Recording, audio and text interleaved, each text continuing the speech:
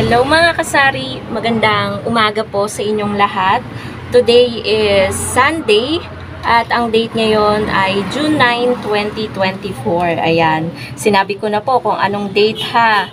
Meron po kasing nagre-request kung sabihin ko na, kapag sinabi ko daw kasi yung araw, sabihin ko na din daw yung date para alam daw nila yung araw kung kailan ko yata binlog yun nga, yung content natin for today. So, ngayong Sunday, mga kasari, super blessed yung ating araw dahil medyo madaming bumibili. Sunod-sunod, as in, mga kasari. Andyan yung bibili ng kahakahan ng sigarilyo, bibili ng kape, bibili ng itlog, bibili ng mga sabon na powder para siguro maglalabas sila. So, mabenta guys, pati cash in, cash out. So, siguro dahil nga close na tuwing Sunday yung isang tindahan dito, kaya yung mga customer na hati at yung iba na papapunta dito guys. Kaya, ayun, thankful naman tayo, 'di ba mga kasari? Kasi minsan guys, nung hindi pa sila nagko-close, kapag Sunday, wala masyadong bumibili dito. Eh, nung nagsara na sila, hindi naman sa gusto kong magsara sila, 'di ba? Eh, ganun talaga ang pagkakataon. Eh, may bibili guys. Ay, wala pala. Si partner pala yun. So, ganun talaga ang sitwasyon, di ba mga kasari? Babakot ako'y nangangalay. Ngayon, Sunday, siguro pa 3 weeks na or pa 2 weeks pa lang na Sunday na medyo mabenta kasi nga yung ibang customer nila dito bumibili. Tsaka yung mga trabahador nila dito bumibili. So, ngayong Sunday, ayun, bukas pa rin, magtitinda pa rin. Actually, nakasalang na nga yung aming siomai at siopaw. Pwede na rin bumili ng french fries kung may bibili. And pwede na rin, may kanin naman dun sa loob. Pwedeng may mag-order ng garlic rice, chow pan, ganyan. Kahapon guys, pagod na pagod. Ngalay na ngalay ako kahapon kasi yung mga pinsan ni partner nagsipuntahan dito, nagsibilihan ng chow pan, siomai, ganyan, french fries. Yung pagod na pagod kami parehas, tapos sumasabay pa yung mga bumibili dito sa tindahan kahapon, 'di ba? Sabado kagabi, may nagka-cash in, cash out. Meron pa nga actually mga kasaring hindi nakaka-cash out sa akin na 1K kasi nga walang maipakitang reference number. Mahirap naman yung magbibigay tayo ng pera tapos walang katunayan na sa kanila yon. So mahirap, sabi ko balikan na lang nila, hindi naman mawawala dito yung pera nila.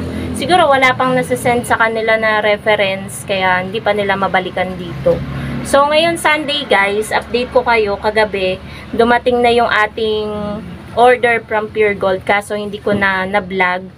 3,400 plus yon yung halaga nun. Hindi ko na binlog mga kasari dahil super, gula-gulanet yung karton kasi 'di ba maulan. Nawasak na yung pinakailalim ng karton.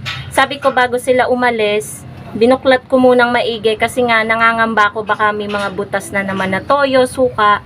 And expect ko na kaya basa yun, ay ganun nga, or kaya may juice na tumagas, ganun, pumutok, kasi nga sama-sama sa isang malaking box.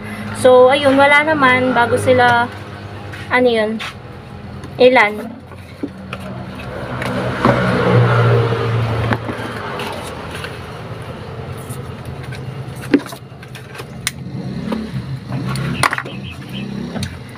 So, ayun, bago sila umalis, mga kasari, ay, sana ba tayo?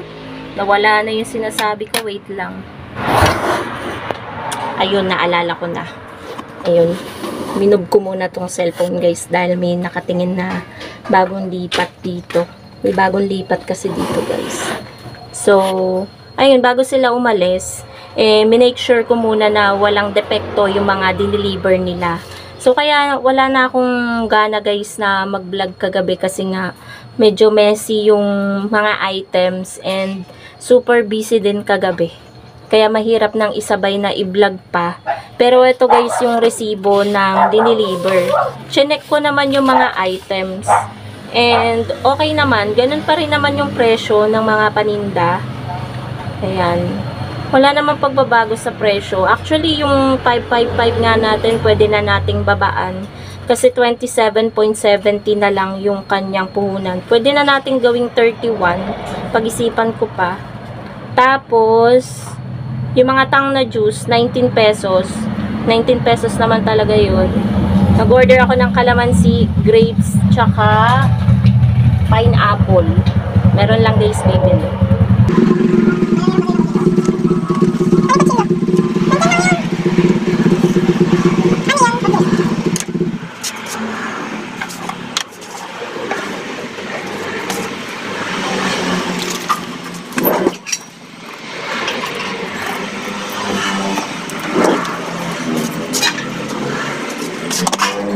Diba mga kasari?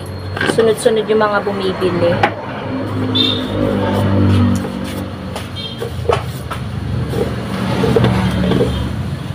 Sure, pinagtagpan doon.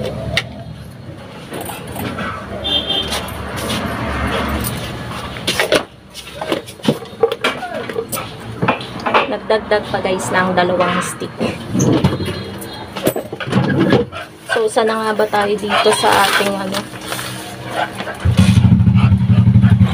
Yung nagaraya pala mga kasari, tumaas. Yung 40 grams. Ang puhunan na dito ay 10.70. Pero same pa rin yung bentahan natin. Okay pa naman yung tubo natin dun. Minus 14. Oh, may 3 pa tayo na tubo. 'Di ba? Medyo mataas nga yung presyo natin ito eh. Nung nagaraya, nung hindi pa nagtataas. Kaya okay lang na kahit nagtaas, same pa din na 14 yung bentahan natin.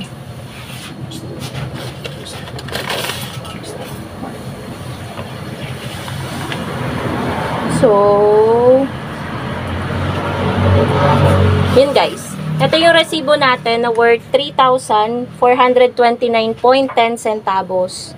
So, yun lang guys, yung napansin ko na medyo mataas.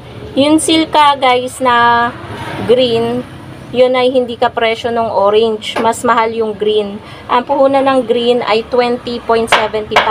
Kaya yung bentahan ko noon, yung green na 65 grams na nakasachet na silka is 23. Diba? Maliit lang guys yung patong natin. At yun naman yung pinaka ano talaga ano ng tindahan namin, yung mura lang yung pagpepresyo, kaya madami pa rin bumibili guys, kahit nasa medyo looban yung sari-sari store.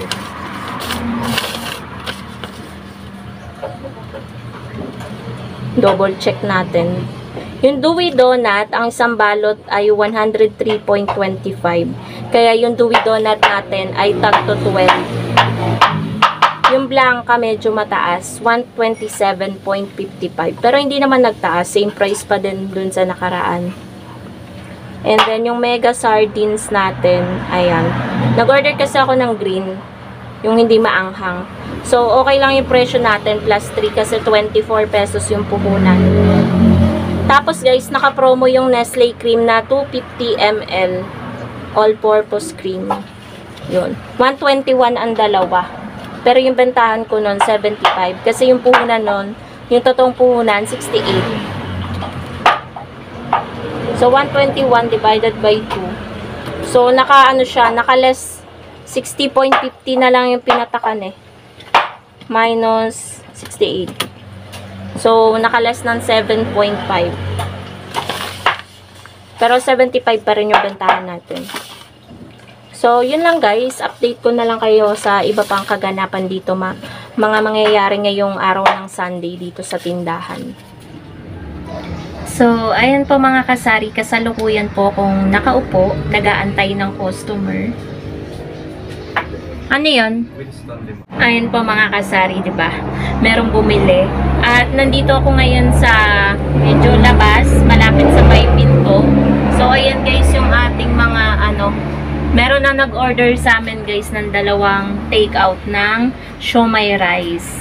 So, may buena mano na tayo guys. And then, may nabili pala ako na maliit na table sa Lazada. At ayun na, napapagpatungan na namin guys ng mga, ayan sa likod, ng mga sauce, ganyan, yung mga powder natin, cheese powder, sour cream, mga mayo. So, ayun sa likod.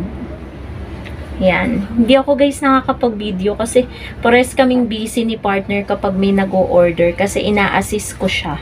So, ako yung nag-help sa kanya. Parang helper ganon na kumukuha ng nagre-repack ng sauce, ganyan. Nagpiprito ng fried siomai kasi minsan gusto ng customer, ayaw nila ng steam. So, same price din naman kahit fried. So, ayun guys. Medyo maraming bumibili ngayong araw na to. Ayan, okay yung sales natin ngayon guys. Umaga pa lang, nakalaki na tayo. Kaya kailangan talaga nating magsipag sa araw-araw para ayun, malaki yung benta natin at huwag tayong pasara-sara ng tindahan kung hindi naman mahalaga yung pupuntahan natin, ganyan. Kasi sayang mga kasari yung benta at ganyan talaga ang mindset ng isang tindera. Yung talagang iisipin nila na worth it ba na magsara kasi sayang yung benta, ganun. Sayang yung kita. Kaya ako guys, pinag-iisipan ko muna ng ilang beses bago ko magsara or pinapabantay ko na lang sa iba. So, ayun nga po mga kasari, medyo pahinto-hinto talaga ako sa aking pagbablog at patayo-tayo kasi medyo sunod-sunod mga kasari ang bumibili. So, ayun, share ko lang sa inyo, umaga pa lang tayo ay naka 3K na. Lalo na guys, ngayong alauna, pagdating ng mga alas 4, alas 5 hanggang mag-closing, sunod-sunod na po yan. Baka po tayo ay maka 6 to 7K. Kasi depende pa yan kapag meron pang mga nag-inuman. Kaya, ayun mga kasari, super thankful pa din ako kahit marami yung nagsisulputan. Dalawa actually yung sumulpot na mga tindahan dito. Bukod pa yung dalawa pa dito. So, ang dami ng tindahan dito pero nakakabenta pa rin tayo mga kasari. Kaya thankful talaga ako sa mga bumibili, mga suki ko dito na mga customer. Kaya ayun mga kasari, wag po kayong panghihinaan ng loob. Kung nakakaramdam ng tumal, ay normal lang yan. At kung magkaroon ng kakumpetensya, wag natin masyadong kaisipin. Mas i-improve pa natin yung ating sari-sari store. So, yun lamang po mga kasari. Thank you so much for watching and happy Sunday po sa inyong lahat. Bye guys!